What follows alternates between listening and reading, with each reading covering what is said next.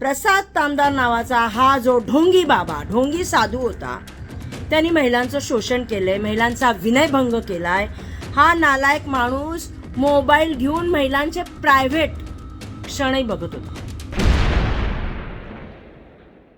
आणि असं असताना तिथं महिला जात होत्या का? म्हणजे पार आसाराम बाबा, राम रहीम बाबा हे सगळे अनुभव आल्यानंतरही आपण बाबा बाबा का करतोय? असं असताना कोणता हा बाबा? आणि एवढा घाणेरडा तिथं तो जादूटोणा करतोय, महिलांचा विनयभंग करतोय, अजून काय काय बाहेर निघेल. आता तर गुन्हा दाखल झालाय बावधान पोलीस स्टेशनला, परंतु अजून काय काय त्या मठातनं निघेल सांगता येत नाही. मी खरंच माझ्या महिला भगिनींना, आई बहिणींना मी हात जोडून विनंती करते, बाबांच्या नादी नका लागू. नालायक हे कसले साधू संत जे बायकांचं शोषण करतात, बायकांवर बलात्कार करतात, बायकांना वेठीस धरतात, बायकांचे व्हिडिओज काढतात.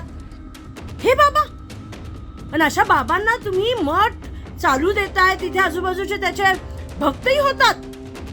हे बरोबर नाहीये.